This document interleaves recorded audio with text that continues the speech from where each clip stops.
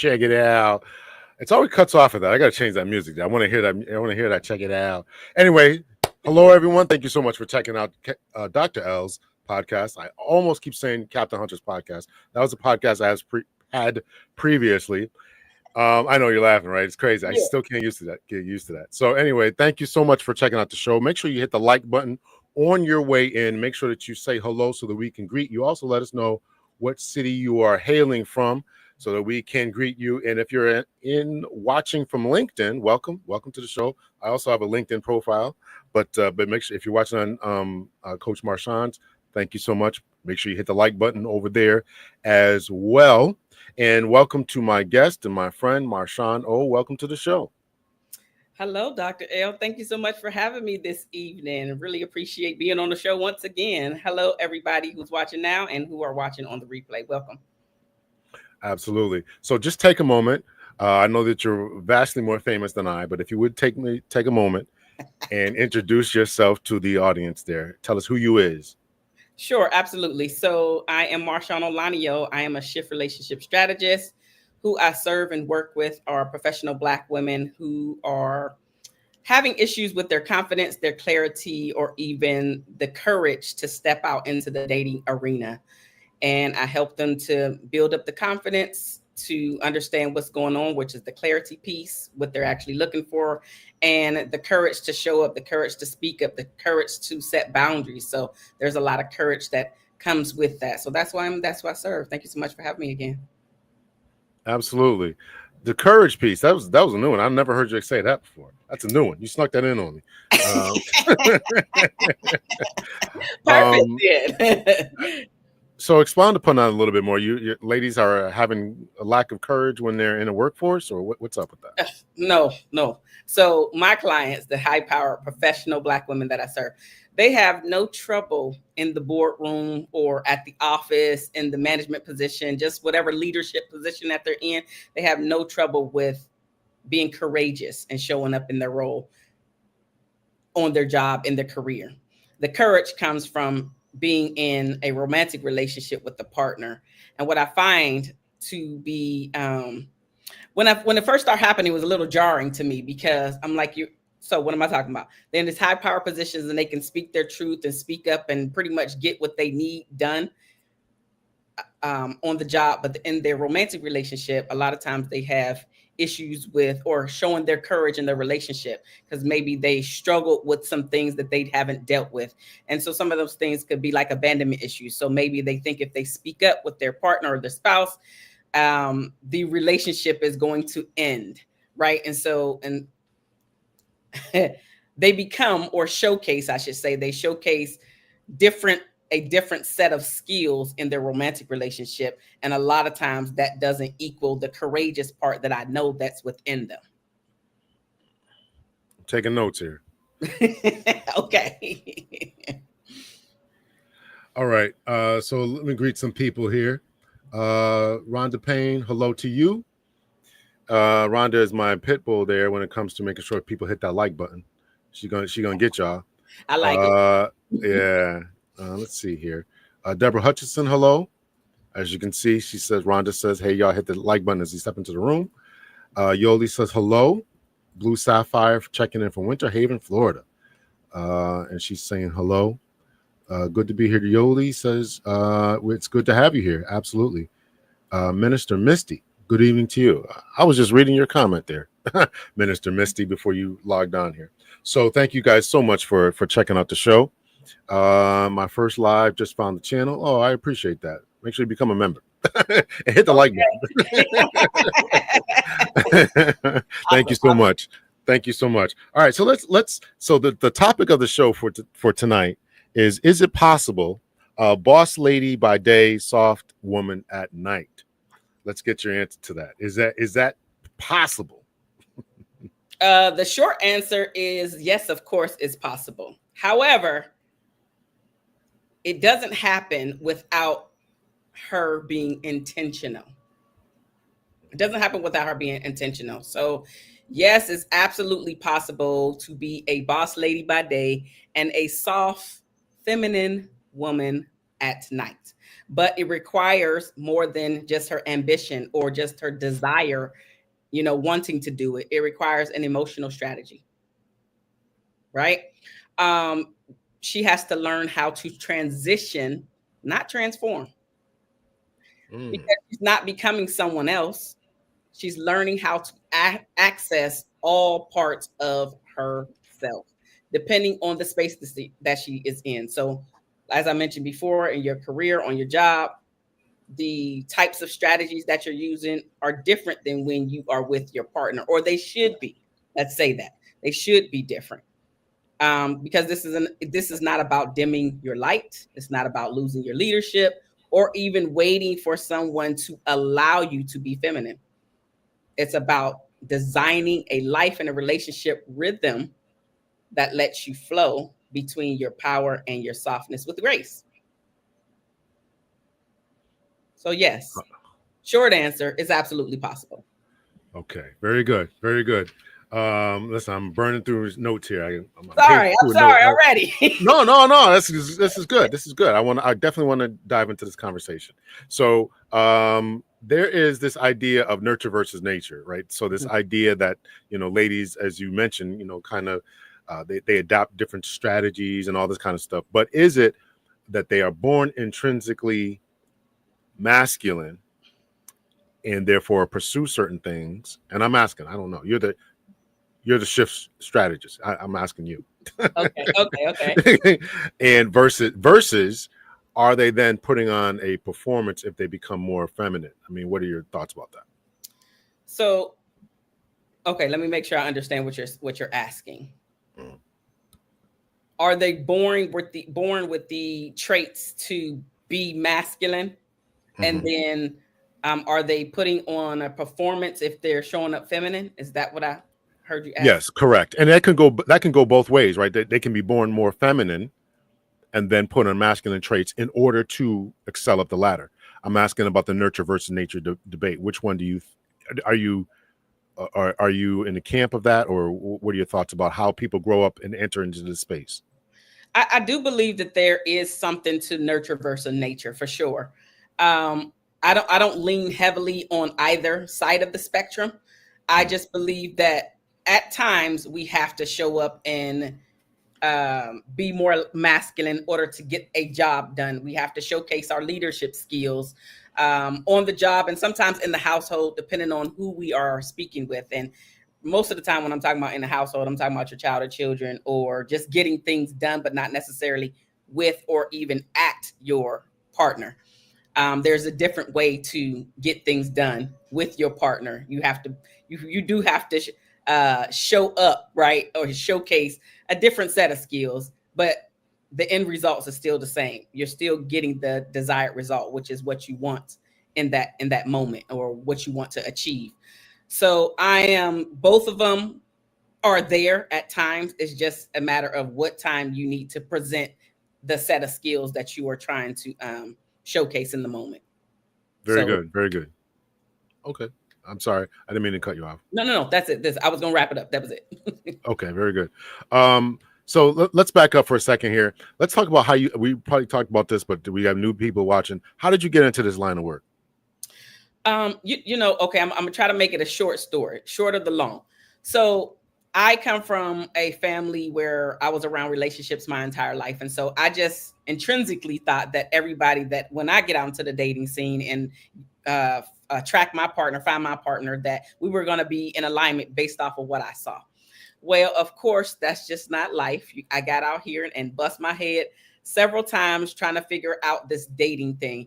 And I just didn't think that because social media, specifically YouTube, was really young at the time. I think it was like 3 to 5 years when I started jumping on. A lot of the conversation was around getting the man or getting the girl, and right, and how to date. And all of those things are important, but I didn't feel like it was any depth to the conversation that I heard and the people that I was following at the time. And so they were talking about just the superficial phase, or the interview stage, as I like to call it, which is the dating. They weren't talking about when you actually get this person. Both of you are in a relationship, whether you said I do or not, you're in a long-term relationship. How do you navigate being in a relationship? How does it become a loving relationship? How do you nurture the relationship? How do you keep yourself so you don't feel like after years that you've lost yourself? So how do you argue? Why is that important? So all of the deeper things that come up when you're in a romantic relationship were not being discussed. So I decided to put myself out there and started talking about the very things that I learned, because I am a part of the statistic of the divorce, and I just felt like I shouldn't be a part of the statistic. And even though I am, right, so I just felt like I shouldn't have been if I would have gotten the guidance, the tools, the strategies, any information. So I don't know if I've ever said this to you, Doc, but I'm actually a PK, a preacher's kid. So in a preacher's kid home, most of the time you don't talk about these subjects, you don't talk about sex, other than don't have it. But there is no real instruction. It's just don't do it. And so go, okay, why? So of course, when they say don't do it, what you want to do? You want to find out why I can't do it. And it's usually go to do the very thing that they're saying don't do. And so I just felt like I should have received more guidance, more instruction, more techniques, more strategies, more of why I need to love myself. So that's why I started. I took a deeper dive into it. And then I even backed up from talking to people about their romantic relationship, because what I found is that a lot of people didn't understand who they are. And I'm saying people, but I work with women. So Black women is who I'm specifically talking about right now. So when I was working with Black women, I found that a lot of them didn't have their own identity, as I mentioned. Most of them have lost themselves, was working with low self-esteem, low confidence, kind of a piece of a man is better than no man at all. And so there is a lot of shifting and trying to rewire, if you will, and build a better identity. So if they're in love with themselves, then they can attract someone that can be that much in love with them. Because a lot of times when you're broken and you're trying to get into these romantic relationships, you attract where you're at. And so if you're broken, you're going to attract somebody that's broken as well. And two broken people together are not going to have a sustainable or healthy relationship, let alone a marriage. I take a lot of notes here. So, you you're saying some stuff here. I gotta. So your last piece there. Talk to me about this attraction stuff. I mean, hey, listen. I want to understand this. What does it mean when people say that you attract what you are?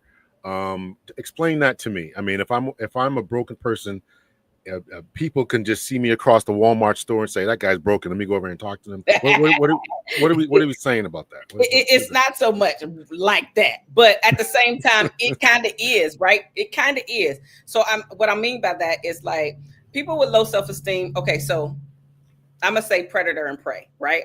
So a predator can see like the weakest link. The predator can see a weakest link. So when it comes to people and relationships, the predator can see if you have low self-esteem based off of your body language, right? A person with high self-esteem, their back is straight. Low self-esteem, you hear, you looking down. Person with high self-esteem looking up, looking you in your eye. They're able to hold a conversation. If there's something that you mention that they don't like, they tell you, right? Or at least whether it's forceful or not, you are told that that doesn't sit well with them. A person with lower self-esteem won't be able to do that, or is not able to for whatever reason, because life has lifed them. And so that life is showing up in every area of their life. And I'm just bringing up something simple with the outward appearance. But even most of my clients, as I mentioned, are professional women in leadership roles. So they dress a certain way, they have a certain type of car, and even live in a certain type of neighborhood. But with that being said, when you start to have deeper conversations with these people, with these women specifically, um, when they're in the dating arena, they still find a way, and I'm saying find a way, to go along with the program instead of trying to build something together. It automatically becomes what he says, what time, where you want to go, all these things. She's just following in alignment instead of having a conversation to build a life together. It's solely, well, I don't want to lose him, or I'm getting older, or I want to have a child. It's like we thinking about a lot of the external stuff instead of the internal, and what he's bringing to the table. Of course, yourself, but what he's bringing to the table are your morals and characteristics in alignment, and the values, the things that you want in life. That doesn't happen with somebody that has lower self-esteem and doesn't have the courage to speak up. It doesn't have the courage to allow the relationship to fizzle out and die if that's what must happen in order for you to feel like you can still be yourself. If I can't just be Marshaun when I'm with you, if I feel like I'm walking on eggshells when I'm in the room with you, or when you come home, the whole house energy shifts and change because now you have brought all of your negativity in there, that's a problem.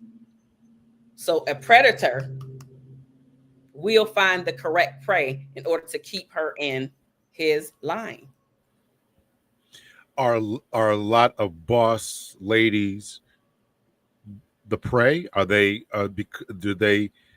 You said that they have positive self esteem, or they can get things done on the job. Mm-hmm. Does that not?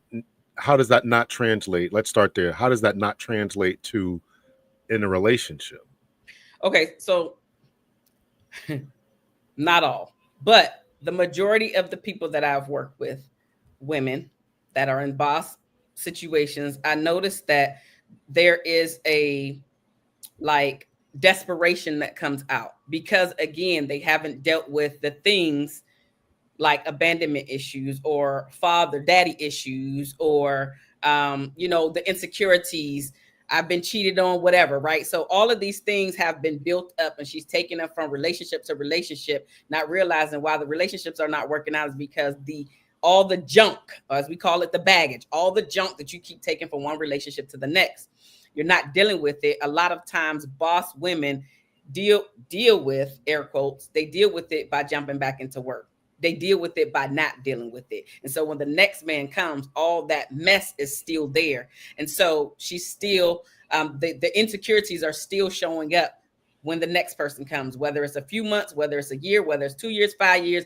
If you haven't done some inner work to figure out what was actually happening and why the relationship didn't last or didn't go to the next level, whatever your insecurities were, if they were insecurities, abandonment issues, all of those things, if you're not working on those things, they're absolutely going to come out for sure. So a lot of times the boss women are really, really clear, and they can show up and be very dominant and showcase off their leadership skills on the job, but it does not translate to be able to just be like, well, no, I don't want that in their romantic relationship. Because, and your theory is because they are scared of losing someone, because they're scared of being alone. Is that Yes, absolutely. Yeah. Or I've been here, I put in all these years, I don't want to start over, and not realizing that eventually you will be in the very space that you are scared of looking it in the eye, facing face to face of what's happening right now. Or you're going to be miserable because you have all of the materialistic things, but you don't have his heart. He don't have your heart. He doesn't have your emotional security. You're there for fear. There's an accusation that a lot of times boss ladies will, because they are unsuccessful in their romantic relationships, will then seek out, higher paying jobs, or go back to school to get a second, third Yeah, master's degree, that's the thing. PhD. Yeah. That is a thing. That really we can end that right there. That is a thing. A lot of times we don't realize that is a part of your trauma that you're carrying around.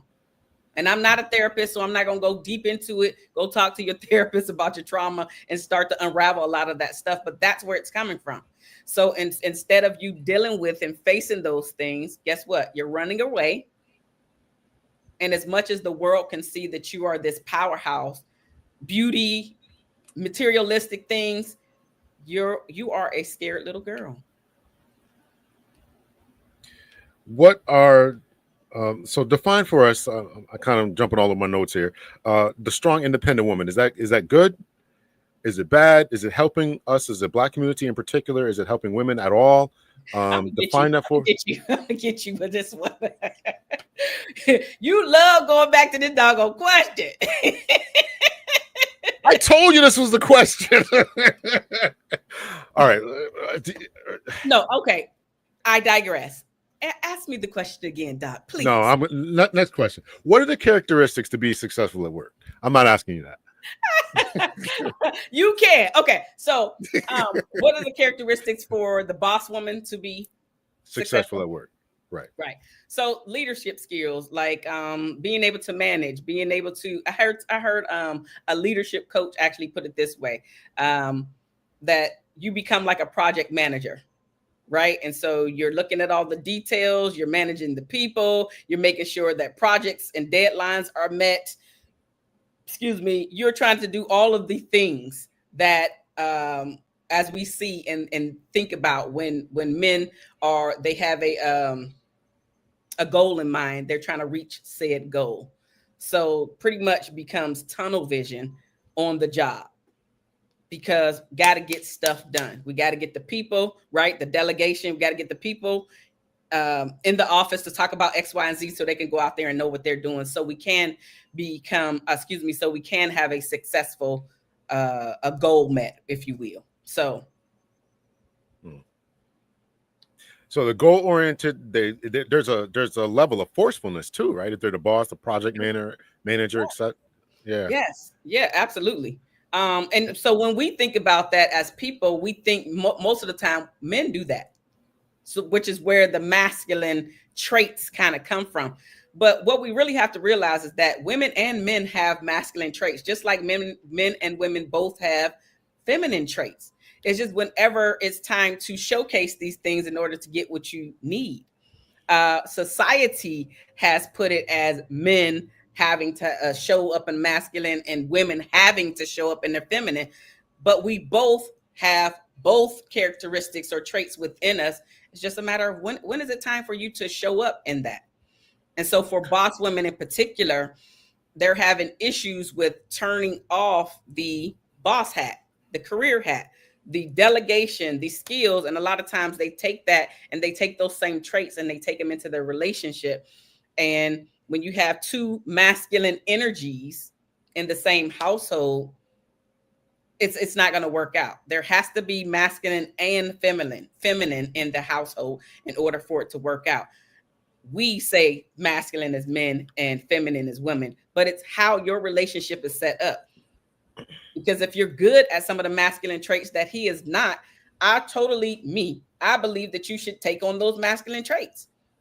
But it's a conversation, is building your relationship the way that you want it versus allowing outsiders, society, your family members. Well, my mama did it this way. My daddy did it this way. What you want to do?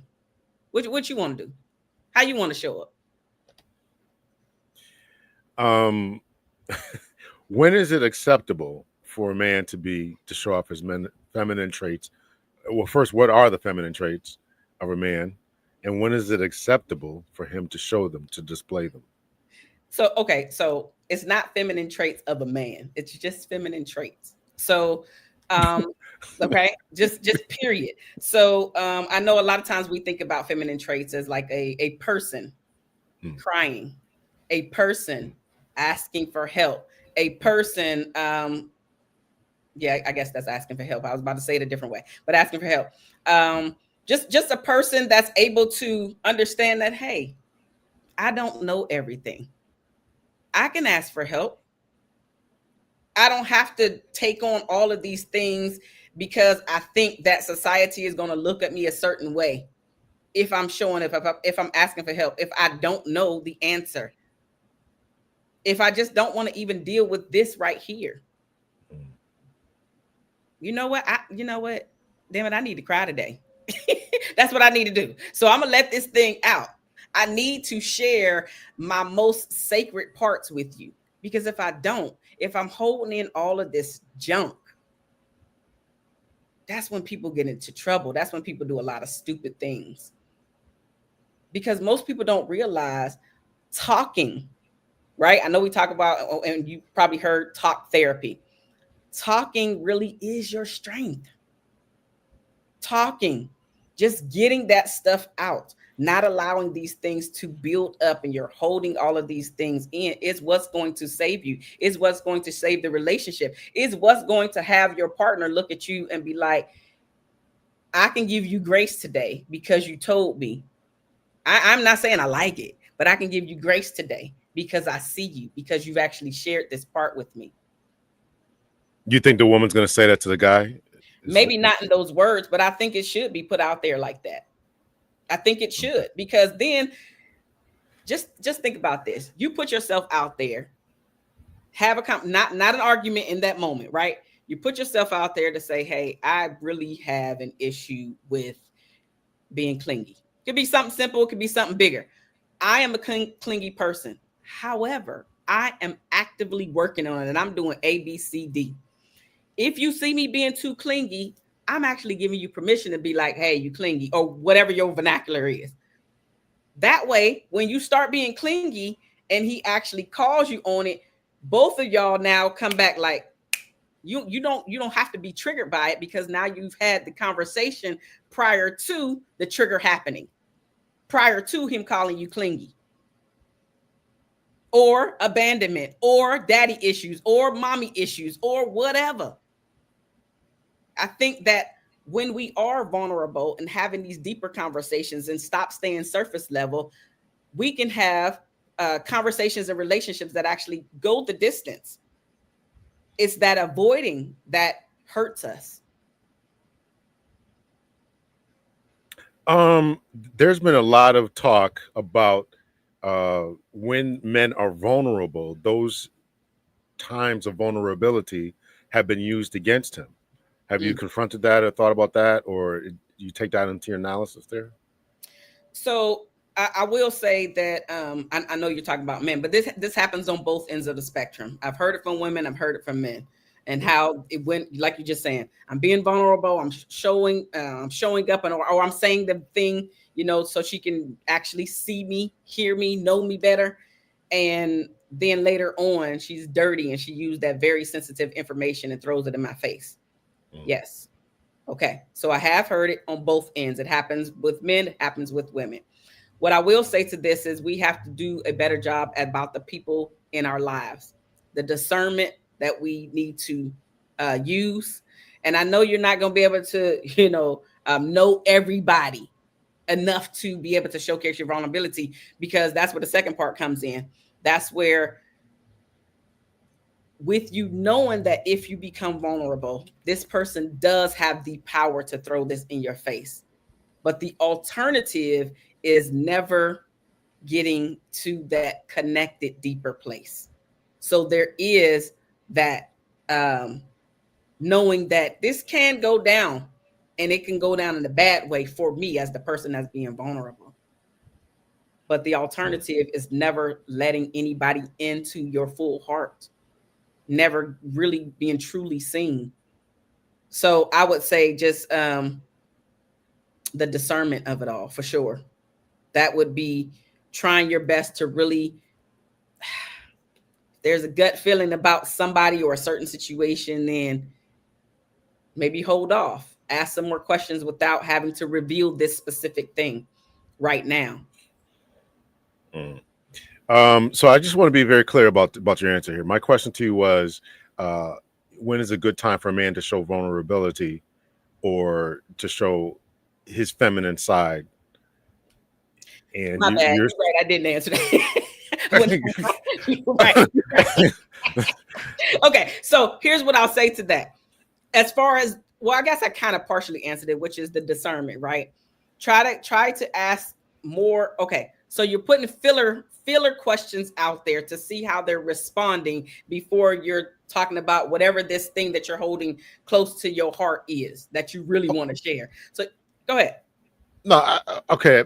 Let's just try to get this more direct here. So, what is feminine? And I'm going to get to BGS's question here.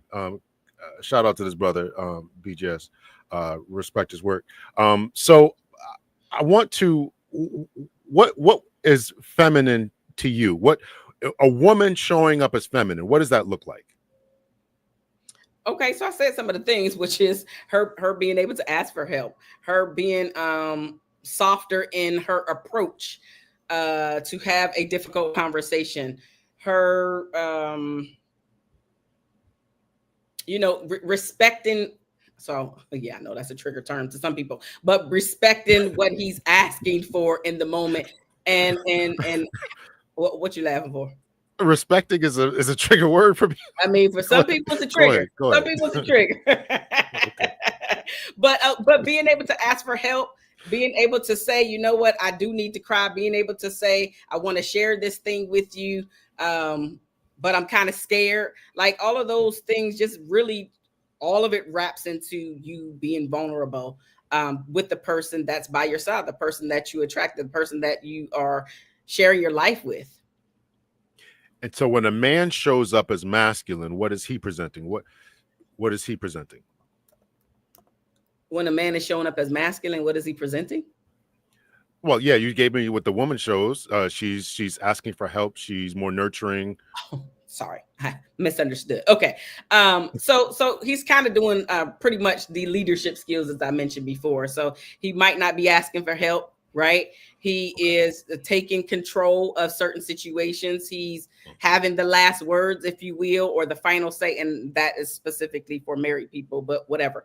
But whatever, but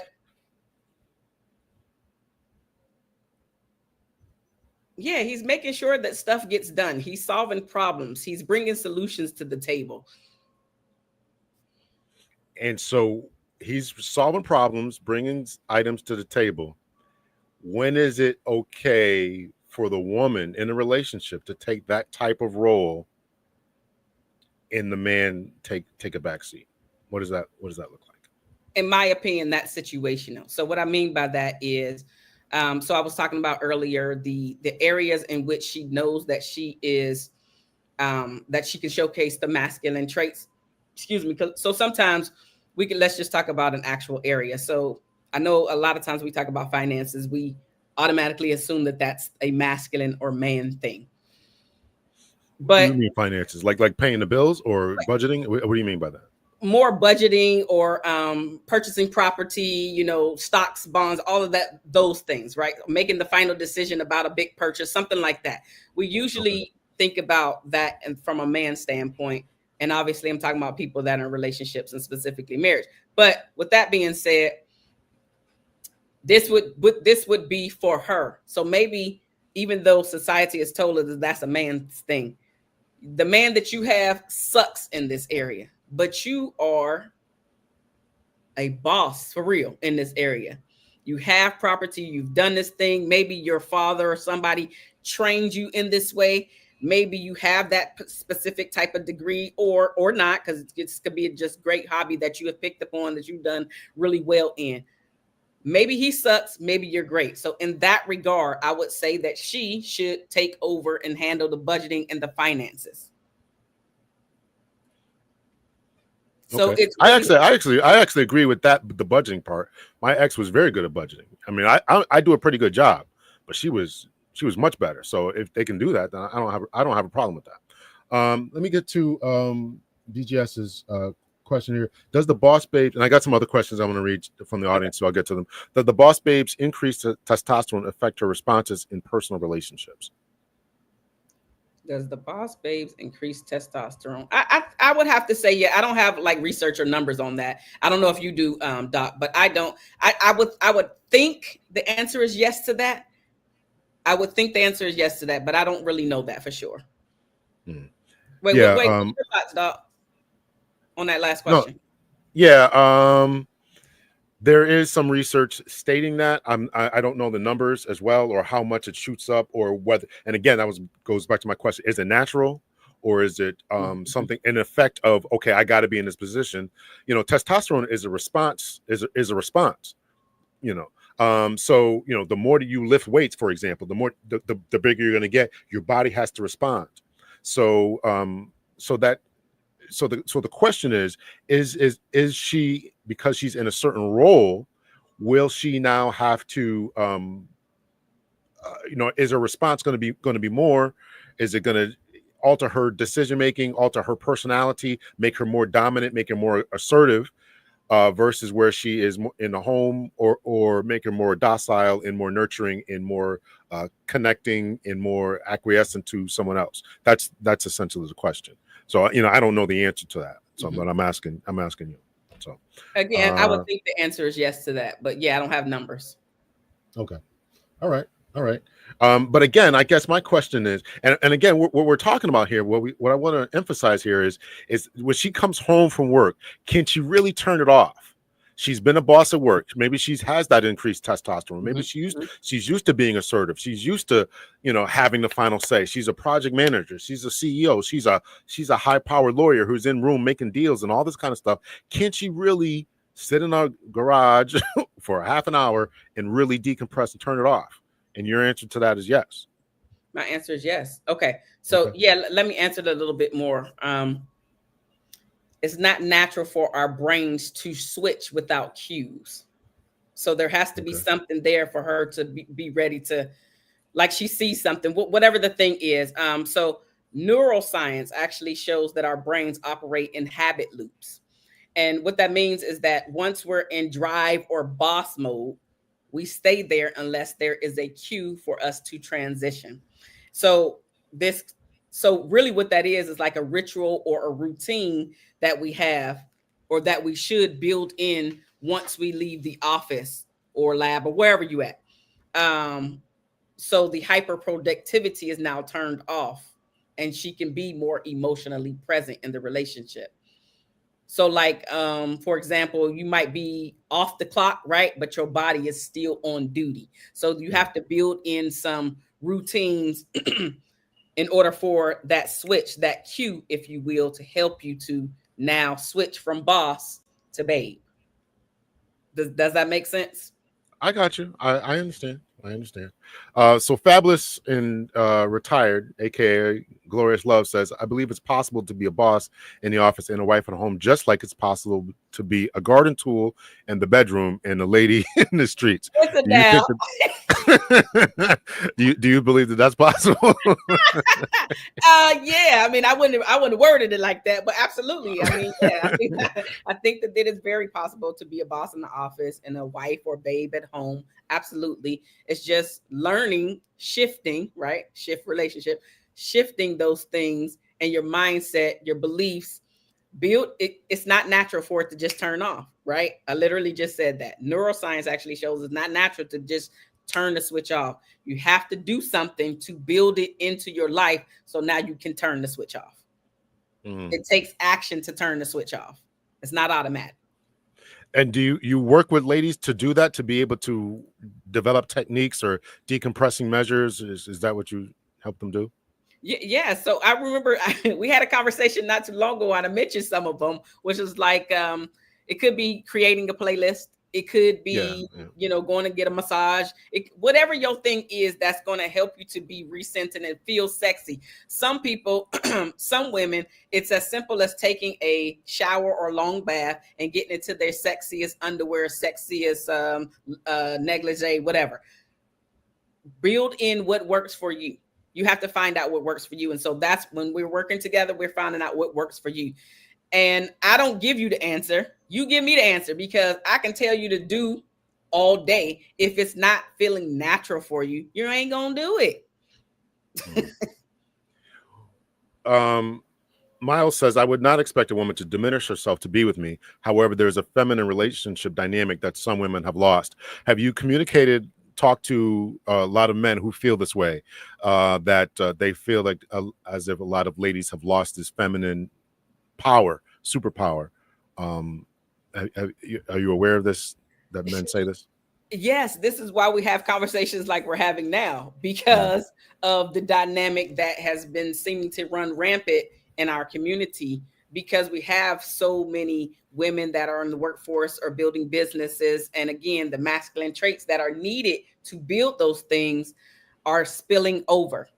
And it's not so much that the feminine traits are no longer there. Again, we don't know what to do to tap back into them. Mm. Mm. Are you just trying to turn these ladies into pick-me's? Ooh, fighting words. Those are fighting words.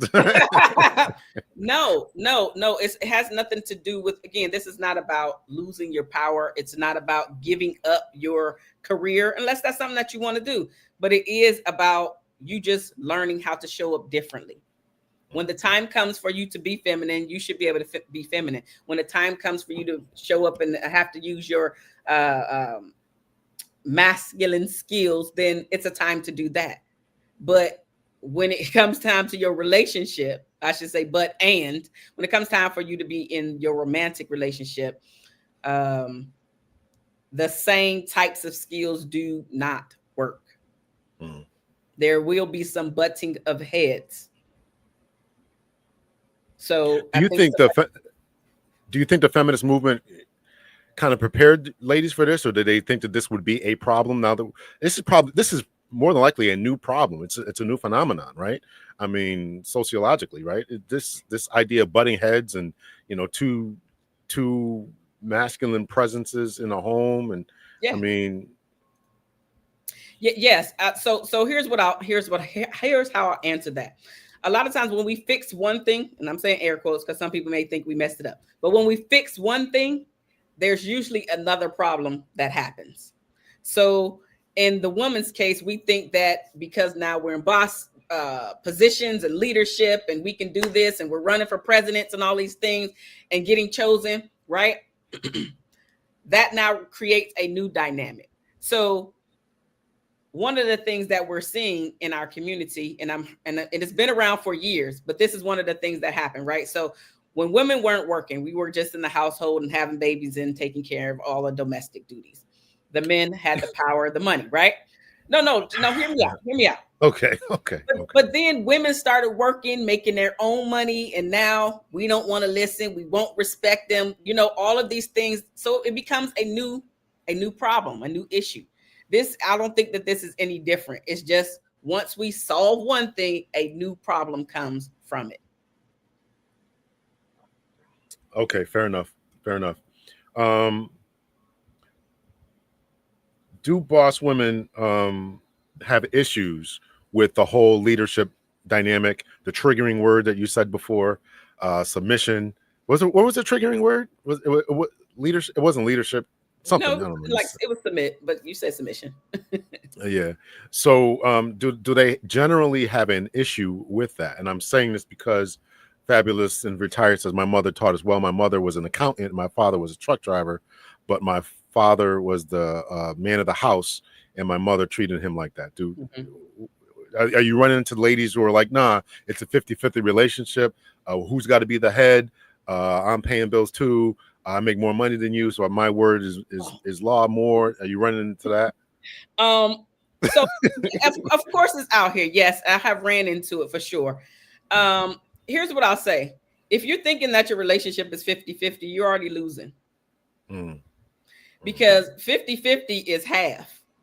If both of y'all are not whole 100%, bringing your whole self to the table, your whole mind, your whole body, your whole everything. If you're thinking that just because you're paying for bills that is now 50-50, you're losing. Everything needs to be viewed as 100, that you're 100, he's 100, and it's not about you having more financially. It's not about him having more financially. If more of us looked at this is our life, this is our money, our kids, our empire, we would have so much less of this back and forth and bickering. Because once the two of you come together, and you have said I do, it's no longer it's no longer an I. It's a we. That is that coming together as one. And it does take time to come together as one. But it's not about me, self-centered anymore. And that's where a lot of us are failing, because a lot of us are still self-centered in these relationships. It's Mm. not about it's not about a we, it's me in this relationship. It's my money in this relationship. And that's where a lot of us are losing. Okay, so that's a good point there. Y'all make sure you hit the like button. So is it because it's me in a relationship? Generally, the narrative is that when men get boss up jobs, they get married and they get wives. Ladies oftentimes then start saying, in similar circumstances, will say, "I'm strong and independent. I don't need a man." So how do you navigate that particular narrative where they think that they don't need a man, they don't want a man, and they become, as you just mentioned, very self-centered? Okay. So the I don't need a man. I don't what was say that again, please. I don't need a man. Yeah, I'm strong, independent. I don't need a man. I got my own money. And if I'm in this relationship now, as you said, okay, I'm going to be in this relationship, and I don't believe in this boss, this leadership type of thing. We're both equal, as you mentioned, 50-50. Where do we go with that? I mean, we got to navigate that particular space, because I think that it does create this self-centered attitude. As you said, you got to come into this thing with 100%. I'm going to be dedicated. 100%. I'm going to be in this. But if Mhm. people are still atomized in their thinking, or so individualistic in their thinking, then they're going to say, I don't need anybody else, and forget you and forget your money. A lot of times these ladies, they will get education. And once they get education, or they get or they start making more than their man, or their man loses their job, then they're out the door. I mean, that isn't being 100% No, invested in the relationship. no, that's not. It's that's that conditional that's Mm, showing up. So if you keep your job, I'll stay here. mm, If you whatever the money thing is, it could be other things, right? I know we harp on money a lot because people can relate to it. But I think that a lot of times it really does stem down to people understanding more about how to be in a successful relationship. I think that a lot of us have not been taught these things, which is why I started to teach and talk about them, because we haven't been taught. Now there is a generation or two, whatever, that have these beliefs that are tarnishing as well as tanking the healthier dynamics that should be within the relationship. And we're putting these things out there, like you said, I'm independent, don't need a man, I don't want to submit, blah blah blah. But I think a lot of that has to do with yeah, us being self-centered. And really, it's like, I've been hurt before, because this is where I believe that a lot of this comes from. I've submitted before, I showed up and I was vulnerable before, right? I actually thought that it mm. was 100%, and I did this in my last relationship. I got once, I got twice, I ain't getting got no more. But I still want to be in a healthy relationship. But that heart is still hardened from the last stuff. So for me, everything goes back to doing that inner work. And can I even bring up forgiveness? Can I even bring it up? Because most people haven't forgiven the person that hurt them, or people that have hurt them. And when we haven't gone down the road of forgiveness, we don't realize that we are slowly killing ourselves, because the forgiveness is not for the other person. The forgiveness is for us, the person that has been harmed. So you can move on with your life. So you're not putting everybody in a box thinking that just because you got once, okay, you got once, you got twice, you got whatever, 50 times. What did you learn from getting got? Are you still showing up and putting yourself in the same situations that you did prior to keep getting got? Like, what are you doing differently? Have you reflected on your end of the bargain? We can't keep pointing the finger at the other person. We really have to take a full look in the mirror and take accountability of how we're showing up and the things that we're doing, the things that we're not doing. So that heart and heart, you're blocking yourself. Mm. So there's this idea that a lot of times boss chicks date Pookies and Ray Rays. Are you aware of that? No, please enlighten me on this. No. So because they are sometimes in their masculine, that they are entering into relationships where they need to be continue to be dominant, and this kind of goes back to my question about, is it natural, is it nurture, or is it nature, right? So that so they're dominant, and the men that they would normally be attracted to, women generally like men who are somehow above them, right, socially, status wise, height, money, all yada yada yada.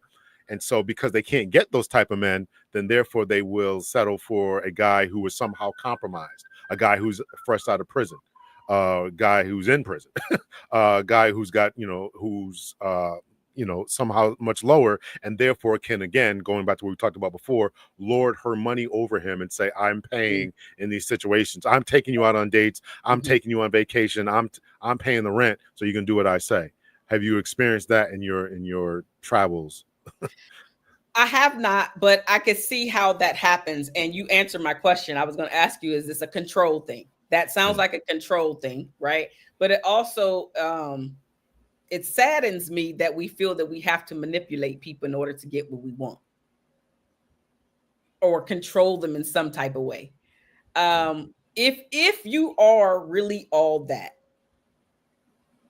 inwardly, outwardly, why do you have to manipulate? Why do you have to hold something over somebody's head in order to get the things that you say that you can get? Because of the way they look, because of the way that you live, because of all of these things. So yes, I've seen it. I've heard about it. I haven't personally worked with somebody in that arena, but yes, it exists. Would they tell you, listen, my Pookie at home, he's taking my car driving around? Would they tell you that? Okay, so I don't know if they would. I won't answer that. But here's what I will say: with watching movies, listening to podcasts, there are definitely things out there, and I wholeheartedly believe that whenever we have this movie that has gone viral and everybody likes, there is some truth in that movie. The characters' names might have changed, but the situation absolutely has happened, and there has been plenty of shows and movies that I have watched where one is in a higher power position and the other is not. Gotcha. Are there any coaches who work with men to get them to be accepting of a more dominant woman, wife? Ooh, I don't know that one. I'll say I've never ran across them, because the coaches that I have ran across and that are my friends, we don't talk about that specific dynamic. We literally talk about them and getting themselves together, because the people that I, have around me in my circle, we believe that everything stems from you. So if you get you together, then you will see that you don't even need to do all of that stuff to be manipulative, to try to control the situation in every aspect. You won't try to control the relationship. You will see everything for what it actually is, and not the rose-colored glasses, or even taking every word that the person says to you at face value, because we know that sometimes this don't match up to your actions. So we know the actions speak louder than words. We've heard that cliche a million times, but it really is the truth. So no, I've never heard that dynamic at all. I don't think you will either. He's like he might get some work, or he or she, I don't know. That would seem very, very beta to me. Chihuahuas in Vegas says, why are we trying to turn a boss babe into a submissive wife? Isn't there enough pick-me women for that position? Let me add to that a little bit here, because I would assume that the boss babes want to get married too, right? They want to get married, right? They want to have somebody to come home to, right? They want that, right? I would assume. I'll let you answer that question. Yeah, no. You pretty much hit the net on here. I don't think that we're trying to turn a boss babe into a submissive wife. What I feel that me and Dr. L here are doing is just trying to give some information so we can see things a different way. Because a lot of times people don't realize how they're showing up. And we have a tendency to always point the finger at the other person. So it's not about turning a boss babe into a submissive wife. It's about learning that you can be a boss babe, but you also can be a submissive wife. And you can have a life that you want. If that's what you want. If that's not what you want, if this is not the conversation for you, where you're getting something from it so you can go to the next level in your life or in your relationship, this is not the conversation for you. Maybe you're not ready for it, or maybe you will never be ready for it. It is what it is, but I don't think we're trying to turn anybody into anything. This literally is putting information out there so we can find a way to win in all areas of our life. Y'all hit the like button. So what I mean, I don't know if you keep stats about this, but what are your success rates when you work with these ladies? Do they then say, listen, the things you told me, they've come to pass, and now I'm able to function within my relationship much better? Is that generally what you're hearing and seeing? Because they've been able to turn off the masculinity when they decompress the. Oh yeah, so it's about building in those routines that I mentioned, and so once they really lean into building in the routine, because anything new seems very tough for people, right? And so once there is a rhythm, it's not in the beginning. Absolutely not. It's not in the beginning. It's more of a pushback. Like, I don't know if I want to do this. Can I do this? I might be a little scared because I'm used to being like this, and now I'm trying to shift a little bit. So there is definitely some pushback in the beginning, but once they get into a routine of doing things and they're seeing how their partner is now responding to them differently, they're getting more of the same things that they wanted prior to, without having the, the attitude or the do this or do, or, the what are they called, ultimatums. When they show up and they're able to do things a little bit differently, they are seeing the results that their partner is more of a listening ear, that they are, having more fun times with their partner. Because a lot of times when you're arguing all the time, or just divisive in the relationship, it's not fun anymore. So now they're having more fun, they're playful a lot more, and it's really about them building in the routine right, because I'm not talking about him in this point, I'm talking about her, so you can shift. When you shift, the entire energy within the relationship, the environment shifts. And I would venture to say that when men do inner work and they're learning these routines and stuff, the energy around them shifts. The environment changes around them. So just like I'm saying, women should do the work, men have to do the work too. Right. That's okay. That's what I'm asking. That's what work do men have to do? They have to. You are suggesting that they somehow prepare themselves to be with this woman who's got to come home and not be masculine, or I mean, what work do you suggesting for the men do? So a very simple thing is having conversations. I believe that's where we need to start, because a lot of us are not having these conversations. We're having the surface level, like, how was your day? And when we want to achieve different results, we really do have to do something different. And so what I would say is peeling back the layer and saying, you know what, I was listening to a podcast. Maybe you're listening to this podcast together, and then the both of you are trying to figure out what is one or two things that you can now do differently. Not 50. Start with one or two. That seems easy enough for you to start implementing, but having the conversations that works for you and your partner. If you don't have a partner, right? If you don't have a partner, you're single, or maybe you're just dating. Think about some of the things that you've heard, the complaints that you heard from your exes. Start working in those areas, because those are your areas of weakness, whether you believe them or not. If you've heard them multiple times, that is an area of weakness. That is an area that you can start working on. So I can't pinpoint it, because for each person, it may be something a bit different, but the complaints that your partner, whether current or previous, has mentioned to you. Do you think, and this goes to, I kind of want to talk about this, but Fabulous and Retired says men need to insist on their expectations. Do you think that because of this modern era, and this goes to Minister Misty's, I'm not modern, I'm traditional, the modern man has been emasculated, and we're asking him to be more feminine. That was kind of the question I asked you before. And we need to insist on our expectations. We need to speak up and be more forceful. What do you think that would happen if men said, "This is what I want in my relationship. In my relationship, these are my expectations." I think that okay, so if only he's doing this, if he's saying this is what I want in my relationship, if only the man is doing No, it. right. Let me try to rephrase this here. I think that because of this modern era, men have been emasculated and more feminized, and ladies don't like it. They don't like this new man who's not a leader, who's not a protector, who's not a provider, Okay. who's willing to. And this is what I was asking you: when is a good time for man to be nurturing or to be in his feminine? Because the women don't want to see that. And I asked you when, what are the traits of a masculine man, what are the traits of a masculine man? He's stoic. He's showing leadership skills. You're able to rattle this off, and then a woman is now trying to do that in this modern time, and we're just in this conflict of emasculated men who don't know when to approach women, who don't know what is it okay to cry. You want to say it's okay to cry, but then when he cries it's used against him.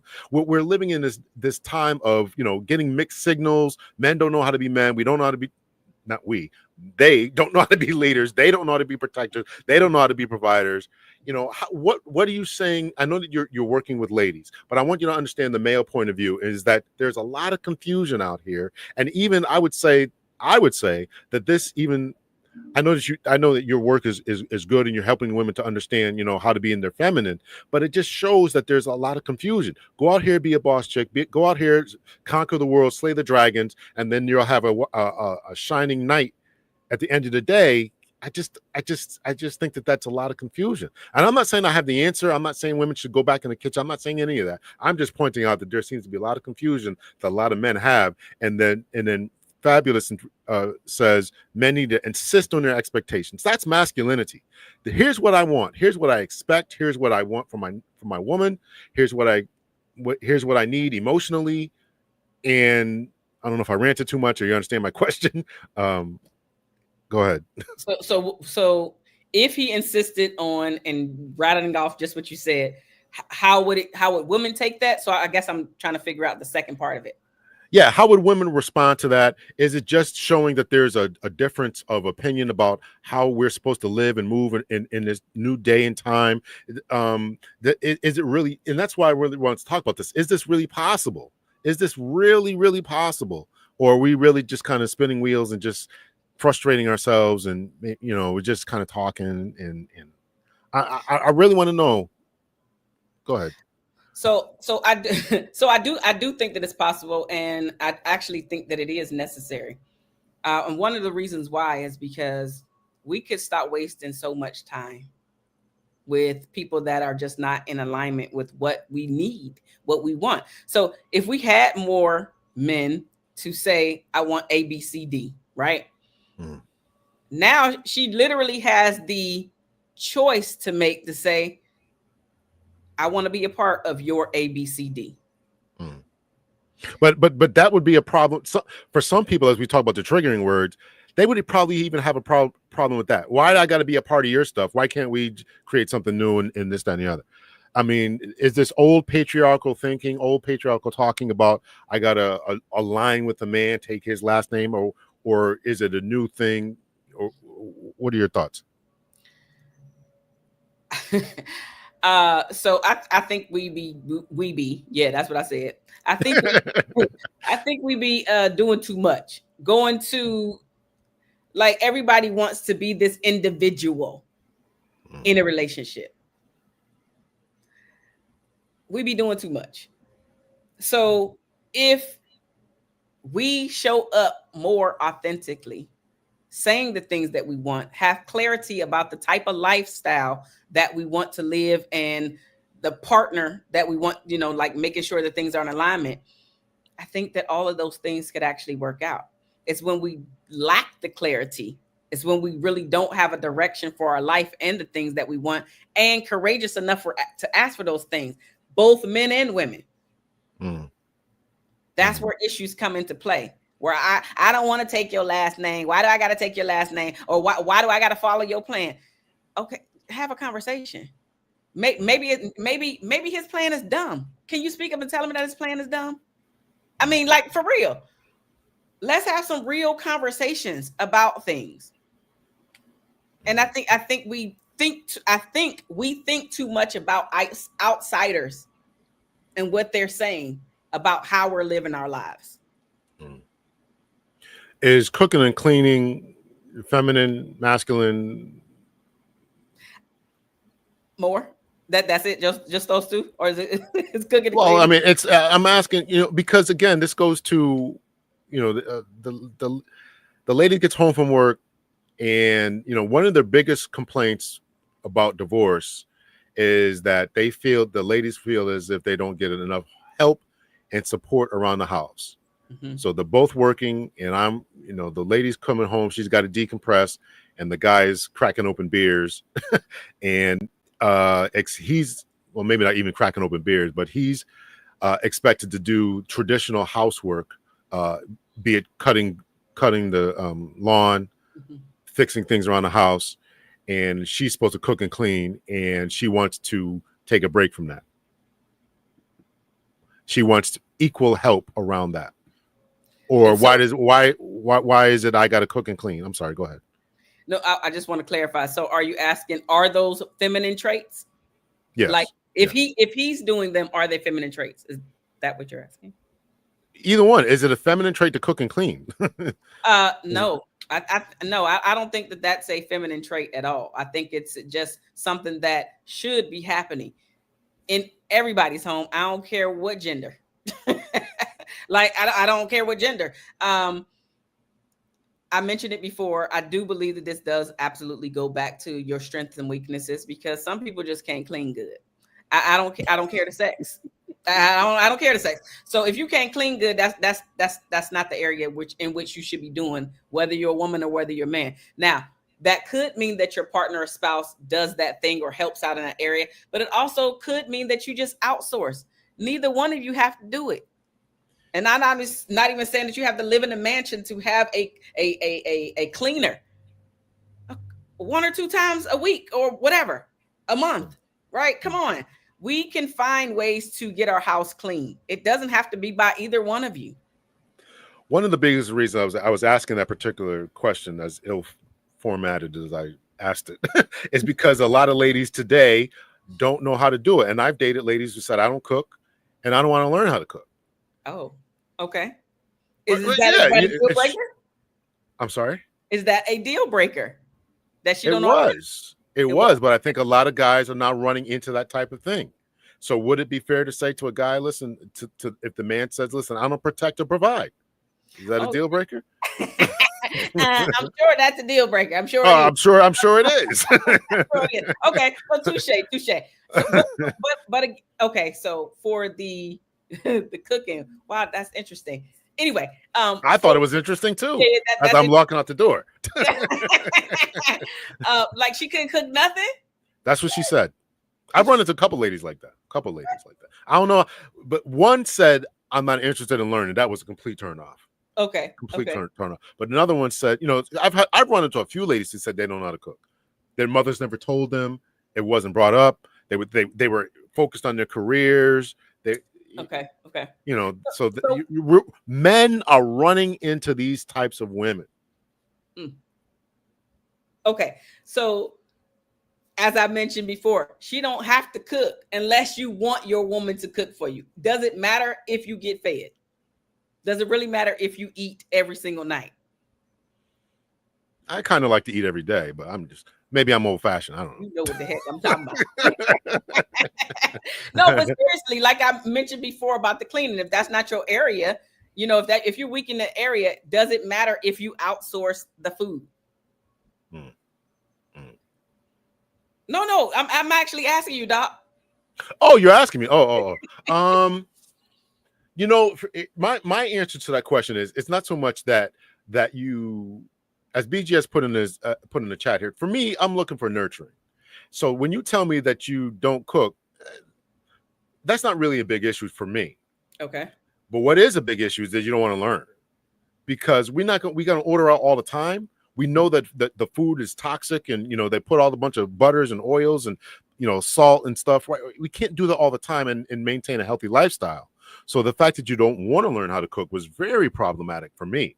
So Okay. so I'm not looking for somebody just to be a slave cooking and cleaning all day barefoot and I'm not looking for that.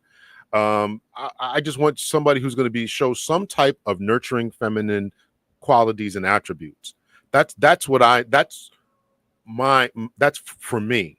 But we're running into ladies who don't have that. Meanwhile, the man is still expected to have those types of qualities. Again, if I said if I can't protect, provide, I can't fight, I don't know how to work a firearm, I don't know how to do none of that, I can't fix the toilet, right? Women are complaining about that all the time, but then proudly saying, I don't know how to cook and clean. Interesting. Okay. You know what? Maybe I need to do a survey on that, because I don't know anybody that has those characteristics. But also, my ladies are more mature. Well, maybe you're meeting mature women like that too. I'm saying mature. Oh, I 45 definitely am. plus. Oh yeah. These aren't just 20-year-old problems. Oh, I've met ladies in their 40s who were talking. The lady I told you about was a 40-year-old. I'm at, you know what? I'm at a loss for this. I didn't know that this was a thing in our generation and in other generations. I didn't know. I didn't know that was a thing. At least not being willing to learn how to cook, because that could be one of the best dates that you have. Maybe you actually go to a cooking class to learn, or both of you get in the kitchen and start doing some stuff. Maybe you're better at it. I don't know. I think that and somebody put in here, I'm sorry, the chat going a little too fast, but they mentioned about cooking, right? And how cooking is showing her love language. I think that that's one of the things that we don't lean into enough, which is the love languages, right? Because cooking may be your thing, right? Like acts of service may be your thing. I hate That that may love not language be. talk. So what now? Go ahead. I'm sorry. No, what you mumble? I said I hate that love language talk, but go ahead. It makes a difference, though. It really does make a difference, because, okay, so if the person, let's go back to the non-cooking woman. The non-cooking woman is never going to meet your needs in that way. But if she at least attempted to learn how to cook, you would be more willing to work with her, flaws and all, right? So I think that a lot of us have to be willing to understand their partner's love language, so they can feel like they're showing love in that way. Yours sounds like acts of service. Hers may be something different. Whatever. The point is being able to show love the way that the person needs it. And so I think that that's a bigger conversation than specifically just not knowing how to cook. But because that may not be everybody's thing. Like, I hear what you're saying, that you're hearing this from men, but that may not be a deal breaker for all men, right? I mean, excuse me, for a majority of men. It's just they're joining in the conversation because that's what's being talked about in that moment, but that may not have been their deal breaker. Yeah, so I think that the issue that I really want to kind of focus on is that men are expected to do more, right? We got to be more emotionally available. We got to be more helping out around the house, chores, cooking, cleaning, etc. And it seems as if the ladies are providing less from their roles in a relationship. Now they're working more, but is that really something we need? I guess that's debatable, depending on your own financial circumstances. And certainly, I think that if you're both working 8 hours a day, you got to have some type of you got to have some type of arrangement when you come home. You got to have that, right? You can't just plop down on the couch and she's cooking and then got to clean up after. Or even if she does cook, you should at least clean the pots and pans after, right? Or wash the dishes, so you got to be able to work that out.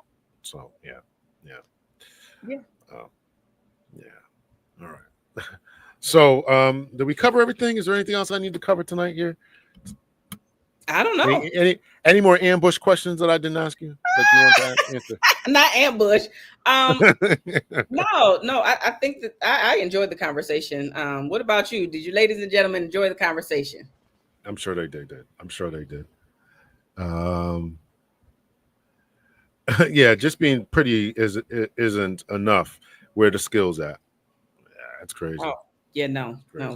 I agree with that myself. Like, You can't just be pretty or even fine, as we say for women, for men. You can't just be fine or laying it out in the bedroom, whatever the verbiage is nowadays. But no.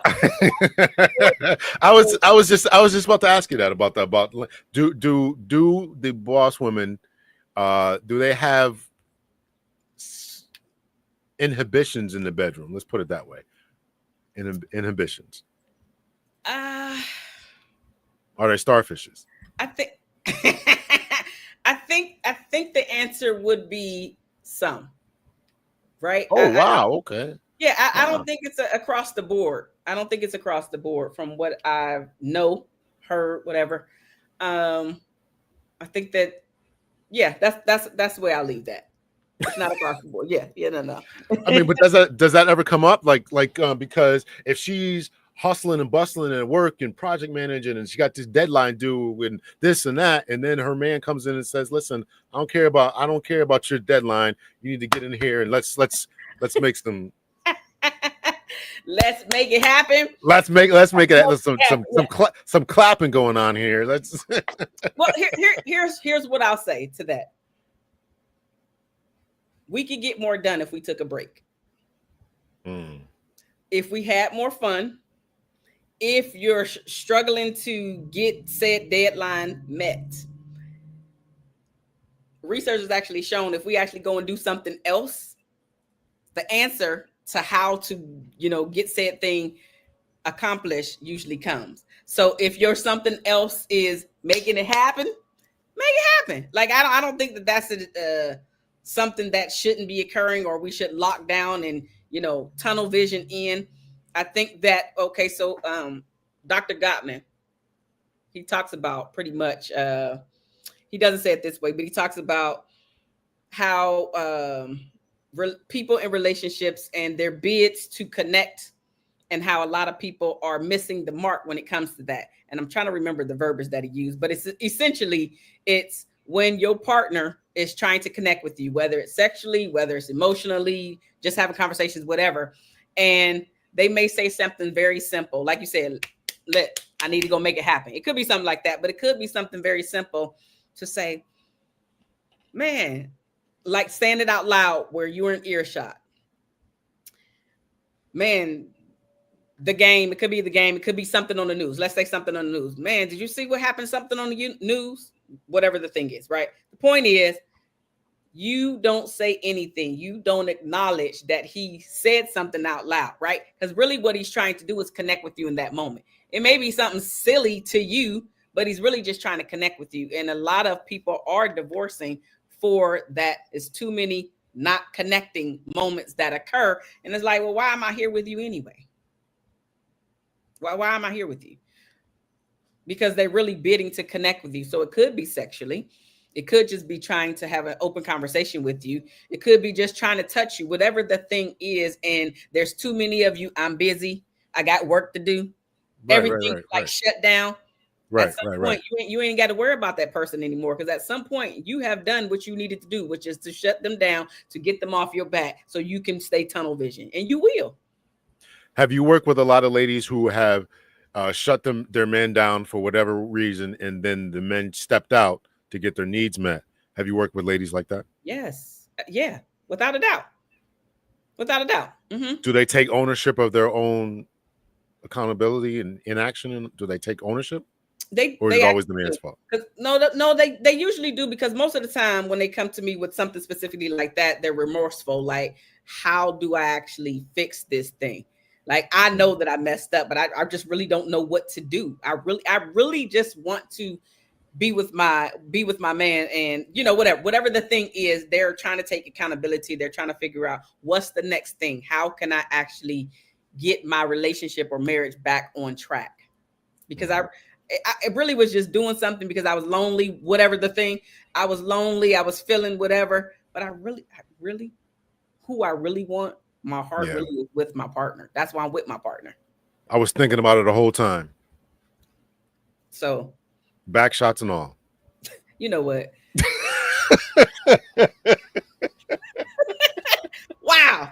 I got to PG, and here you come. You and me always do this. You and me always do this. Because I try to get that reaction right there. I try to get that reaction. Anywho, but let's be real. Some women have stepped out the same way because of the very same thing. Yeah, some women have stepped out for the very same thing. Because of the lack of connection, or because they were too busy? No, the lack of connection for sure. Okay. Yeah. Okay. Yeah. Okay. Not because they was too busy. No, because the truth of the matter is none of us are too busy. We all prioritize what we want to prioritize. Man, I caught some people with that one, man. Yeah, you did. Yeah. You like, really? But at least my mind was on you, though. At least my mind was on you. Don't do that. Don't. Oh my God. No, I'm thinking about you. I'm thinking about you the whole time. He's sending you messages afterwards. He just playing, y'all. Now he fooling with you. All right. How can they get a hold of you? Where you at? Okay. Social media. Go ahead. Yeah. So, because you, yeah. Man, you're a fool for that. You're a fool. Marshaun Olanio. Right. Do you see my name? Oh, yeah, they'll see it in a moment. So Marshaun Olanio on YouTube, Marshaun Olanio on LinkedIn, Marshaun_O on IG. How do you spell your last name? It's not on here. You only got Marshaun O. Oh, okay, I'll put it. I'll type it in the chat. Yeah, my mind was on. Yeah, you a man. I'm thinking about you. I'm thinking about you. You was a man. You was a fool. Anywho, okay, so there's my last name. There it goes. But it's Marshaun Olanian. All right. Marshaun_O on IG. Okay. I'm done with you. Let's end this now. It's just starting to get good here. Y'all hit the like button. All right. So did you talk about your YouTube channel? What do you got coming up? What shows you got coming up? Any good ones? Yeah, you know what? I actually do have a good one coming up early August. I don't have the specific date, but I am actually having a grown adults conversation with my ex-husband. And we're talking about the things that most people don't get to talk about. Like, why did the relationship end, right? Because we have matured. We actually have not been married or together in 20 years. So it's the conversation that most of us wish we could have.